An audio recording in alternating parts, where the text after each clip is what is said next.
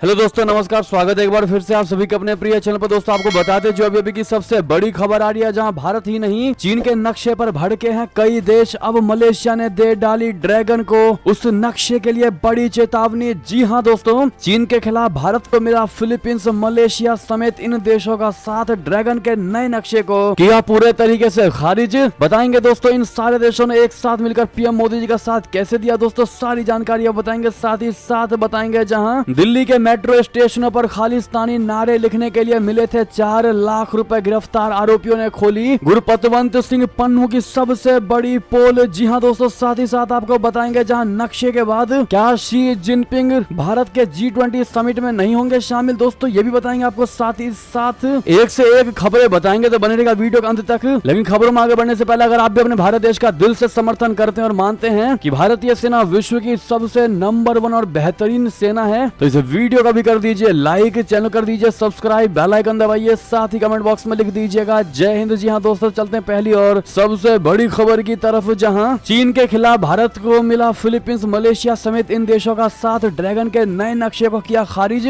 और सुना दिया चीन को खरी खोटी। आपको बता दें, चीन ने हाल ही में आधिकारिक तौर पर अपने मानक मानचित्र यानी स्टैंडर्ड मैप के 2023 एडिशन को जारी किया। चीन के इस नापाक कदम से कई देश भड़क गए, इनमें भारत के अलावा मलेशिया और फिलीपींस भी शामिल है। दरअसल चीन ने जो नया मैप जारी किया उसमें अरुणाचल प्रदेश, अक्साई चीन क्षेत्र, ताइवान और विवादित दक्षिण चीन सागर पर उसके दावों सहित अन्य विवादित क्षेत्रों को शामिल किया गया है। भारत ने बार बार कहा है कि अरुणाचल प्रदेश उसका अभिन्न अंग है और हमेशा रहेगा। अब मलेशिया और फिलीपींस ने भी चीनी नक्शे पर कड़ी आपत्ति जताई है। मलेशिया ने चीन के मानक मानचित्र को सिरे से खारिज कर दिया है। चीनी मानचित्र में मलेशियाई बोर्निटो के तट से लगे क्षेत्रों सहित लगभग पूरे दक्षिण चीन सागर पर दावा किया गया है। रणनीतिक रूप से महत्वपूर्ण दक्षिण चीन सागर को लेकर तनाव बढ़ रहा है। चीन 2016 के अंतर्राष्ट्रीय न्यायालय के फैसले के बावजूद अपने दावे पर अधिक मुखर हो गया है। हाल के वर्षों में चीन ने चट्टानी इलाकों पर सैन्य चौकियां बनाई हैं और अपने तट रक्षक और समुद्री मिलिशिया को तैनात किया है। इसके कारण कभी कभी मलेशिया और फिलीपींस सहित अन्य दावेदारों के साथ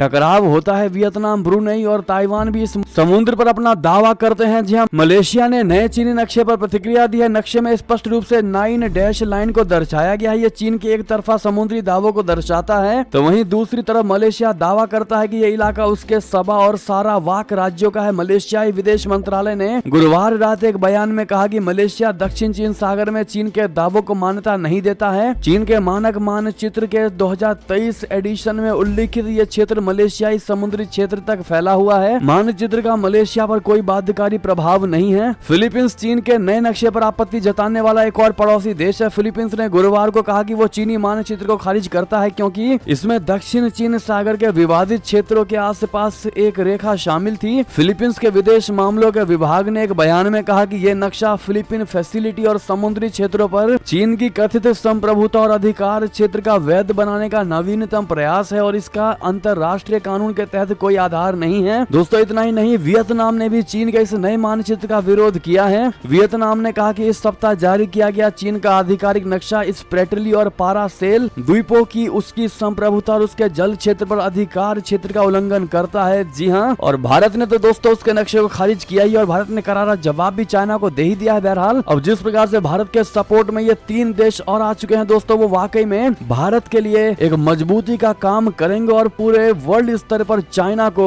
पटकनी दे सकते हैं ये 4 मिलकर के, क्योंकि मेजोरिटी ऑफ कंट्रीज की जो पावर है दोस्तों वो इंडिया के साथ में खड़ी है और वैसे में चाइना को पटकनी मिलनी तो लाजमी है। इस पर आपका क्या राय होने वाला होगा दोस्तों, कमेंट में लिखकर अवश्य बताइएगा। बढ़ते हैं अगली खबर की तरफ, जहां दिल्ली के मेट्रो स्टेशनों पर खालिस्तानी नारे लिखने के लिए मिले थे 4 लाख रुपए। गिरफ्तार आरोपियों ने खोली पन्नू की पोल। जी हां, दिल्ली के मेट्रो स्टेशनों पर देश विरोधी नारे लिखने वाले 2 आरोपितों को गिरफ्तार किया गया है। दिल्ली पुलिस की स्पेशल सेल ने पंजाब से दोनों को पकड़ा है। उन्होंने Sikh for justice chief Gurpatwant Singh Pannu के कहने पर मेट्रो स्टेशनों पर खालिस्तान के समर्थन में स्लोगन लिखे थे। इसके लिए उन्हें करीब 4 लाख रुपए मिले थे। मीडिया से मिली एक्सक्लूसिव जानकारी के मुताबिक एंटी इंडिया स्लोगन लिखने के लिए पंजाब से 2 लोग आए थे। इस मामले में दिल्ली पुलिस ने FIR दर्ज की थी। दिल्ली पुलिस की ओर से बताया गया कि 4 मेट्रो स्टेशन और एक बिल्डिंग को लेकर बनाया गया था। यह घटना 26 अगस्त की देर शाम 8 से 11 बजे के बीच की है। इस घटना के बाद आतंकी पन्नू ने वीडियो जारी किया था और इसकी जानकारी दी थी। दिल्ली पुलिस के स्पेशल CP HGS धालीवाल ने बताया कि इस घटना में 2 आरोपी प्रीतपाल और राजवीर बलविंदर सिंह, ये दोनों ही पंजाब के फरीदकोट के रहने वाले हैं। दोनों को पंजाब से हिरासत में ले लिया गया है। प्रीतपाल सिंह पंजाब की लोकल फैक्ट्री में काम करता है, जो कि सोशल मीडिया ऐप सिग्नल के जरिए 1 साल से पन्नू के संपर्क में था। पुलिस के मुताबिक पन्नू ने इस घटना के लिए दोनों को $7,000 देने का वादा किया था, लेकिन उसने सिर्फ $3500 ही दिए। इसके अलावा 1 लाख रुपए उसने पहले ही प्रीतपाल को भेजे थे। जी हाँ दोस्तों, जब उसके घर में कोई बीमार पड़ गया था। आपको बता दें कि दिल्ली के 8 मेट्रो स्टेशनों को निशाना बनाते हुए उनकी दीवारों पर भारत विरोधी नारे लिखे गए थे। इसके साथ ही लिखा गया था कि खालिस्तान जिंदाबाद और दिल्ली पंजाब भारत का हिस्सा नहीं है, ऐसा लिखवाया गया था दोस्तों। बहरहाल अब जो बात सामने आई है वो ये है कि आतंकी पन्नू ने 4 लाख रुपए दिए थे दोस्तों इनको, यानी कि देने की बात कही थी। गिरफ्तार आरोपितों ने ये पोल खोला। ऐसे में दोस्तों पन्नू किस हद तक जा सकता है, आप इस खबर से अंदाजा लगा ही सकते हैं। बहरहाल आपका क्या कहना है इस पर, अपनी राय अवश्य दीजिएगा। अगली खबर की बात करते हैं, जहां G20 समिट में शामिल नहीं होंगे चीन के राष्ट्रपति शी जिनपिंग, पीएम ली कियांग ले सकते हैं हिस्सा। बता दें चीन के राष्ट्रपति शी जिनपिंग के भारत में हो रही G20 की बैठक में संभवतः शामिल न होने की संभावना है। समाचार एजेंसी राइटर्स के मुताबिक 2 भारतीय अधिकारियों यानी कि चीन स्थित एक राजनयिक और G20 में देश की सरकार के लिए काम करने वाले एक अधिकारी ने बताया कि जिनपिंग अगले हफ्ते भारत में होने वाली G20 की बैठक में शामिल नहीं होंगे और उनकी जगह चीनी प्रधानमंत्री ली कियांग शिरकत कर सकते हैं। प्रधानमंत्री ली कियांग के नई दिल्ली में 9 से 10 सितंबर की बैठक में बीजिंग का प्रतिनिधित्व करने की उम्मीद है। हालांकि भारत और चीन के विदेश मंत्रालयों के प्रवक्ताओं ने इस पर कोई जवाब नहीं दिया है। माना यह जा रहा है कि चीन ने हाल ही में जो अपना नया नक्शा जारी किया था उस पर शुरू हुए विवाद को लेकर शायद चीनी राष्ट्रपति ने भारत नहीं आने पर विचार किया है। चीन ने अपने नए नक्शे में अरुणाचल प्रदेश, अक्साई चीन क्षेत्र, ताइवान और विवादित दक्षिण चीन सागर पर उसके दावों सहित अन्य विवादित क्षेत्रों को शामिल किया है। अब दोस्तों ऐसे में शी जिनपिंग को पता है कि वो अगर भारत जाएंगे तो उनको अच्छे से लपेटा जाएगा इस मुद्दे पर। और अब दोस्तों ये भी सबसे बड़ा कारण हो सकता है कि शी जिनपिंग अब अचानक G20 में आने से मना कर रहे हैं। इस पर आपकी अब जो भी राय हो दोस्तों कमेंट में लिखकर अवश्य बताइएगा। लेकिन दोस्तों एक चीज तो निश्चित, अगर Xi Jinping Bharat G20 summit में बिल्कुल नहीं आते हैं तो इससे एक चीज तो क्लियर है कि वो सीमा पर तनाव जरूर बढ़ाकर रखेगा और भारत को परेशान करने की जरूर कोशिश करेगा। जी हाँ दोस्तों, अगली खबर की बात करें, जहां पाकिस्तान में बड़ा ही आत्मघाती विस्फोट, पाकिस्तानी फोर्स के 8 जवानों की मौत, 17 हुए घायल। बता दें बड़ी ताजा खबर है, पाकिस्तान की न्यूज प्लेटफॉर्म्स ने अपने पुलिस सूत्रों के हवाले से जारी रिपोर्ट में बताया है कि बृहस्पतिवार को आत्मघाती हमलावरों ने भारी नुकसान पहुंचाया है। आत्मघाती विस्फोट में पाक आर्मी के 8 जवानों की मौत हो गई है। हमला उस वक्त हुआ जब सुरक्षा बलों के काफिला खैबर पख्तूनख्वा में माली खेल इलाके से गुजर रहा था। द पाकिस्तान टेलीग्राफ की गुरुवार की रिपोर्ट के अनुसार आत्मघाती बम विस्फोट में कम से कम 8 सुरक्षा कर्मी मारे गए जबकि 17 अन्य घायल हुए हैं। पाक सुरक्षा बलों पर यह दहला देने वाला हमला बृहस्पतिवार को हुआ। रिपोर्ट में पुलिस सूत्रों के हवाले से कहा गया है कि मोटरसाइकिल पर सवार एक आत्मघाती हमलावर ने यह हमला खैबर पख्तूनख्वा के माली खेल इलाके में किया, जहां से होकर सुरक्षा बलों का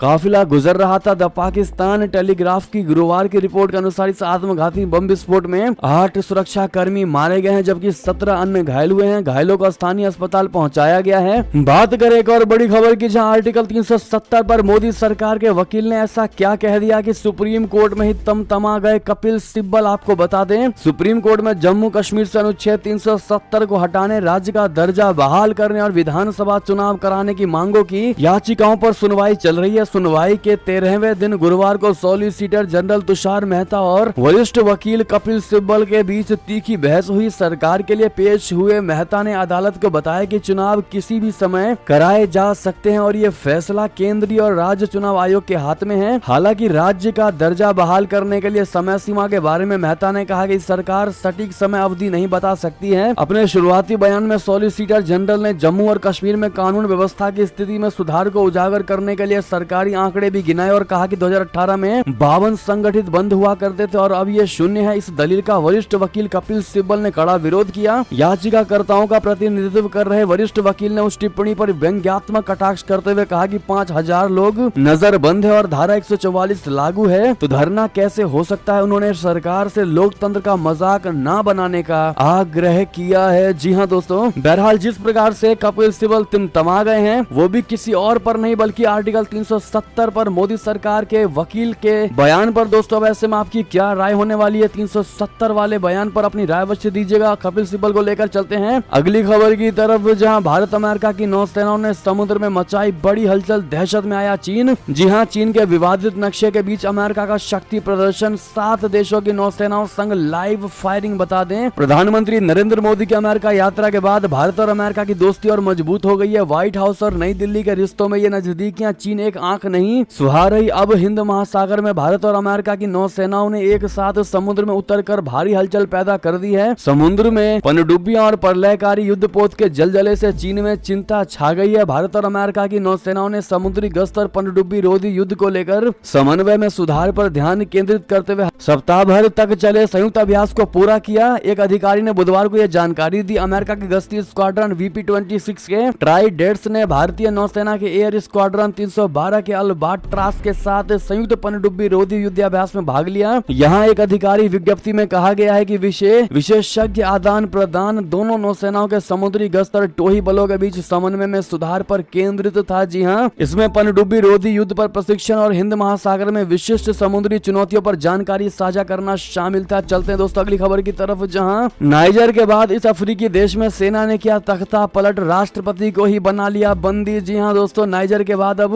एक अन्य अफ्रीकी देश गैबोन में भी तख्ता पलट हो गया। गैबोन की सेना के अधिकारियों ने तख्ता पलट का ऐलान करते हुए कहा कि उन्होंने 2009 से सत्ता में रहे राष्ट्रपति अली बोंगो ओडिम्बा को भी नजरबंद कर दिया गया है। राइटर्स के रिपोर्ट के मुताबिक सेना के अधिकारियों ने तख्ता पलट की जानकारी एक टीवी चैनल के माध्यम से दी है। रिपोर्ट के अनुसार तख्ता पलट के बाद 64 वर्षीय राष्ट्रपति अली बोंगो ओडिम्बा को उनके घर में नजरबंद कर दिया गया है। वहीं उनके एक बेटे को देशद्रोह के आरोप में गिरफ्तार कर लिया है। बता दें कि बोंगो परिवार गैबोन में 55 सालों से अधिक समय से शासन कर रहा है। रिपोर्ट के अनुसार सैन्य कार्रवाई के बाद राजधानी लिब्रेविले में सड़कों पर जश्न मनाया गया। जी हाँ दोस्तों, अगली खबर की बात करें, जहां बुद्ध की जगह युद्ध की राह पर जापान पेश किया अब तक का सबसे बड़ा रक्षा बजट। निशाने पर आखिर कौन, आपको बता दें, द्वितीय विश्व युद्ध के बाद से बुद्ध की राह पर चलने वाला जापान अब युद्ध का रास्ता अख्तियार करता नजर आ रहा है। जापानी रक्षा मंत्रालय ने 31 अगस्त को वित्तीय वर्ष 2024 के लिए $52.9 बिलियन के बजट का अनुरोध किया है। यह जापान के इतिहास में अब तक का सबसे बड़ा रक्षा बजट अनुरोध है। इस बजट के जरिए जापान अपनी नौसैनिक ताकत बढ़ाने के लिए कई नए हथियारों और युद्धपोतों का निर्माण करने की प्लानिंग कर रहा है। जापान को सबसे ज्यादा खतरा चीन, उत्तर कोरिया और रशिया से है। ऐसे में जापान ने वर्षों पुरानी शांति की रणनीति को छोड़कर अब सैन्य तैयारियों को धार देने का फैसला कर लिया है। जापान अपने नए रक्षा बजट के जरिए एजिस सिस्टम से लैस 2 युद्धपोत और 2 नए फ्रिगेट को तैयार करेगा। चलते हैं दोस्तों अगली खबर की तरफ, जहां पाकिस्तान के सिंध में सड़क पर उतरे हिंदू मांगी आजादी। जी हां, पाकिस्तान के सिंध प्रांत के काशमोर जिले में बड़ी संख्या में हिंदू सड़क पर उतर आए। इन हिंदुओं ने समुदाय के लोगों के अपहरण की बढ़ती घटनाओं का कड़ा विरोध किया। बताया जा रहा है कि इलाके में सक्रिय डकैतों ने कई हिंदुओं का अपहरण कर लिया है। प्रदर्शन कर रहे लोगों ने सभी लोगों को तत्काल रिहा कराने की मांग की। यही नहीं, प्रदर्शनकारी हिंदुओं ने सिंध की सरकार से मांग की है कि वो उन्हें सुरक्षा मुहैया कराए। पाकिस्तान के सिंध प्रांत में ही सबसे ज्यादा हिंदू रहते हैं। इनके मंदिरों पर अक्सर हमले होते रहते हैं। यही नहीं, जबरन हिंदुओं का धर्म परिवर्तन भी कराया जाता है। दोस्तों एक और खबर की बात करें, जहां ताइवान से दूर रहो,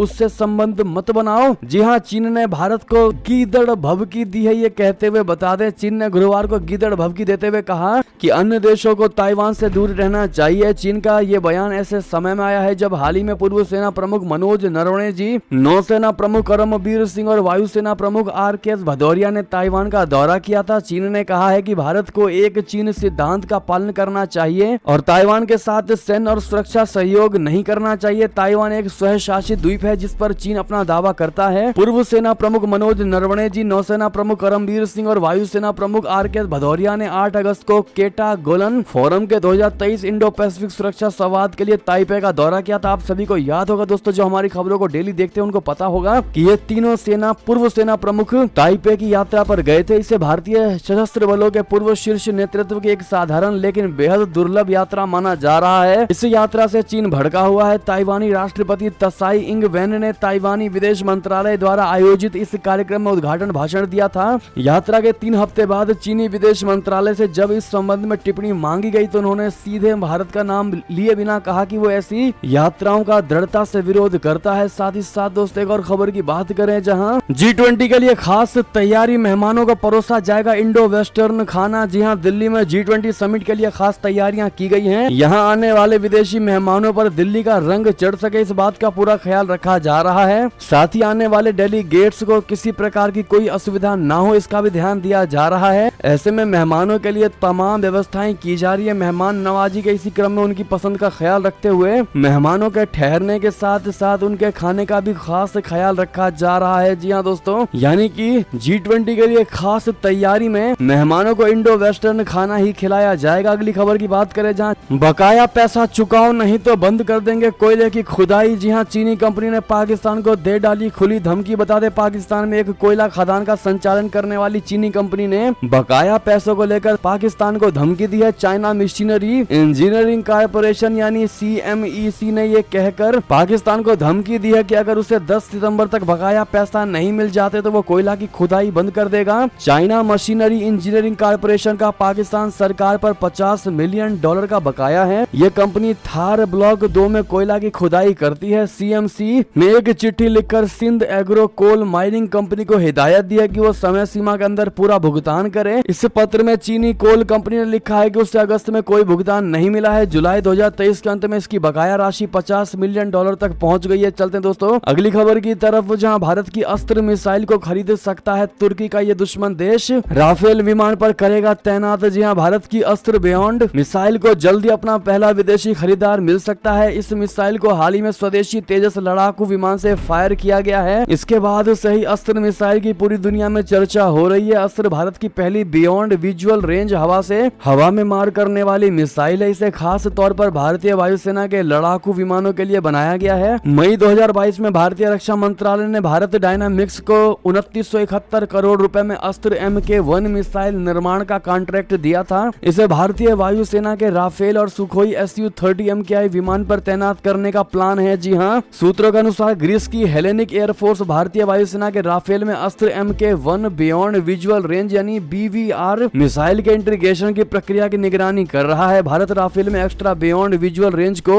इंटीग्रेट करने के लिए डसाल्ट एविएशन के साथ काम कर रही है। यानी कि दोस्तों भारत के साथ रक्षा सहयोग भी ग्रीस बढ़ा रहा और ऐसे में भारत भी कहीं ना कहीं उसकी पूरी मदद करने की कोशिश में लगा हुआ है दोस्तों। और ग्रीस का मदद करना यानी कि तुर्की का भारत के प्रति चिड़न होना तो लाजमी ही है। बहरहाल इस पर आपकी जो भी राय हो कमेंट में लिखकर अवश्य बताइएगा। चलते हैं अगली बड़ी खबर की तरफ, जहां भारत ने एक और मील का पत्थर किया हासिल। देश के पहले स्वदेशी परमाणु संयंत्र की शुरुआत पर बोले PM मोदी जी। बता दें, गुजरात में काकरापार परमाणु ऊर्जा परियोजना यानी KAPP में 700 मेगावाट के परमाणु ऊर्जा रिएक्टर की शुरुआत हो गई है। PM मोदी ने इस पर खुशी जताई है। बता दें कि 700 मेगावाट वाला ये परमाणु संयंत्र स्वदेशी रूप से विकसित भारत का ये पहला परमाणु संयंत्र है। सोशल मीडिया प्लेटफॉर्म X यानी ट्विटर पर PM मोदी ने इसकी सराहना करते हुए लिखा कि भारत ने एक और मील का पत्थर हासिल किया है। गुजरात में सबसे बड़े स्वदेशी 700 मेगावाट काकरापार परमाणु ऊर्जा संयंत्र यूनिट 3 ने पूरी क्षमता से परिचालन शुरू किया। हमारे वैज्ञानिकों और इंजीनियरों को बधाई। दोस्तों आप लोग भी बधाई जरूर दीजिएगा अपने इंजीनियर को। चलता अगली खबर की तरफ, जहां सीमा हैदर के पाकिस्तानी पति ने दे डाली खुली धमकी। कहा मेरा बेटा ही सचिन का काम तमाम करेगा। जी हां, पाकिस्तान से नेपाल के रास्ते भारत आई सीमा हैदर को लेकर उसके पाकिस्तानी पति गुलाम की लगातार प्रतिक्रियाएं सामने आ रही है, रिएक्शन सामने आ रहे हैं। वो सीमा पर काफी गुस्सा है और सऊदी अरब से ही उस पर जमकर भड़ास निकाल रहा है। गुलाम हैदर ने एक वीडियो में सचिन मीणा को आड़े हाथों लिया। वीडियो में बताया कि गुलाम हैदर का बेटा ही सचिन का काम तमाम करेगा। उल्लेखनीय है कि सीमा और गुलाम पाकिस्तान के रहने वाले थे। दोनों के 4 बच्चे भी हैं, जिसे सीमा जब भारत आई तो अपने साथ ले आई। गुलाम का कहना है कि उसका बेटा ही सचिन का काम तमाम करने वाला है। यूट्यूब चैनल डिजिटल मोहसिन पर गुलाम हैदर ने कहा कि सीमा हैदर एक माँ होते हुए बच्चों के बारे में नहीं सोच रही। वो कह रही है कि जब गुलाम आएगा तो मैं दरवाजा नहीं खोलूंगी। आखिर तुम्हारे पास आना ही कौन चाहता है। बच्चों को लेने के लिए हम अदालत जाएंगे, जिसके बाद कोर्ट के जरिए ही बच्चों से मुलाकात होगी। सीमा को हैदर से जरूर खतरा है। उसने आगे कहा कि मैं कभी भी सचिन, सीमा और AP सिंह को माफ नहीं करूंगा। ये जो बच्चे अपने गोद में बिठाए हुए हैं वो उसके बच्चे हैं या गुलाम के बच्चे हैं। गुलाम हैदर ने वीडियो में आगे कहा कि जब बच्चे बड़े होंगे तब वो सचिन का गला दबा देंगे। वे खुद ही सचिन का गला दबा देगा। मैं अगर इन बच्चों को छोड़ देता हूँ तो भी जब ये बड़े होंगे तो ये सचिन को नहीं छोड़ेंगे, सचिन का काम तमाम कर देंगे। यानी कि दोस्तों कहीं ना कहीं सऊदी अरब से ही अपनी भड़ास से निकालने की कोशिश की है सचिन ने। इस पर आपकी अब जो भी राय हो दोस्तों लिखकर अवश्य बताइएगा। चलते हैं एक और बड़ी खबर की तरफ, जहां वक्त से पहले हो सकते हैं लोकसभा चुनाव, भंग हो सकती है संसद। चुनाव आयोग ने कहा हम हैं तैयार। बता दें, केंद्र की मोदी सरकार ने 18 सितंबर से 22 सितंबर तक संसद का विशेष सत्र बुलाया है। सूत्रों का दावा है कि 17वीं लोकसभा जल्द भंग हो सकती है और समय से पहले चुनाव कराए जा सकते हैं। 18 सितंबर से शुरू शुरू होने वाला सत्र 17वीं लोकसभा का आखिरी सत्र हो सकता है। सूत्रों ने आगे बताया कि अगर लोकसभा भंग हुई तो विधानसभा चुनावों के साथ लोकसभा चुनाव कराया जा सकता है। विधानसभा के साथ लोकसभा चुनाव कराने के लिए चुनाव आयोग की तैयारियों के लिए 1 महीने का वक्त चाहिए। कई राजनीतिक पार्टियों के नेता भी कह चुके हैं कि मोदी सरकार समय से पहले चुनाव करा सकती है। आमतौर पर संसद के 3 सत्र होते हैं। इसमें बजट सत्र, मानसून सत्र और शीतकालीन सत्र शामिल हैं।